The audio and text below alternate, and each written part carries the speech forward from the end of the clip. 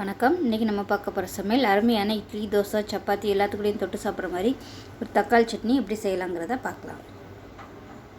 ஒரு 3 table spoon அளவுக்கு எண்ணெய் சேர்த்துக்கலாம். எண்ணெய் சூடானதும் 1 டேபிள் ஸ்பூன் கடலைப்பருப்பு சேர்த்துக்கலாம். 1 டேபிள் ஸ்பூன் உளுந்து சேர்த்துக்கலாம். கடலைப்பருப்பு உளுந்து செவந்து வரவும் ஒரு 10 வரமிளகாயை சேர்த்துக்கலாம். செவந்து வரவும் கருவேப்பிலை கொஞ்சம் சேர்த்துக்கலாம். அது கூடவே கொத்தமல்லி தண்டு சேர்த்துக்கலாம். இலையாக இருந்தாலும் சேர்த்துக்கோங்க.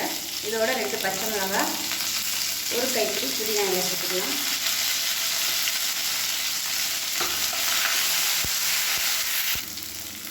இப்போ இதில் பூண்டு சேர்த்துக்கலாம்.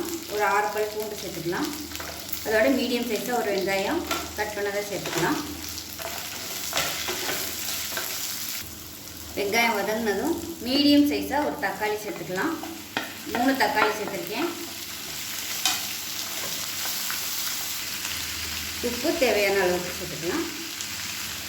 மூடி வச்சிடலாம். நல்லா வேகட்டும். இப்போ எல்லாமே நல்லா வதங்கிருச்சு. இப்போ சின்ன துண்டாக ஒரு புளி சேர்த்துக்கலாம். கொஞ்சமாக சின்ன சுண்டைக்காய் சைஸுக்கு சேர்த்துக்கோங்க.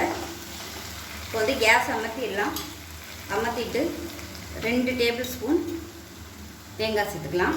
தேங்காய் சேர்த்துட்டு ஒரு பரட்டி விட்டுட்டு ஆறுனதுக்கப்புறம் நல்லா நைஸாக அரைச்சிட்டு பார்க்கலாம். இப்போ சட்னி நல்லா நைஸாக அரைச்சாச்சு. இப்போ இதில் கடுகு, உளுந்து, பெருங்காயம், கருவேப்பிலை போட்டிருக்கேன். தாளிச்சிட்டு சேர்த்துக்கலாம். இப்போ அருமையான தக்காளி சட்னி ரெடி ஆகிடுச்சு. சூப்பராக இருக்கும். வேணும்னா இன்னும் கொஞ்சம் தண்ணியாக நீங்கள் வச்சுக்கலாம். இல்லை கெட்டியாக வேணாலும் அரைச்சிக்கலாம். சூப்பராக இருக்கும். இட்லி, தோசை, சப்பாத்திக்கெல்லாம் கூட தொட்டுக்கலாம். அருமையாக இருக்கும். செஞ்சு பார்த்துட்டு எப்படி வந்துச்சுங்கிறத சொல்லுங்கள். நன்றி.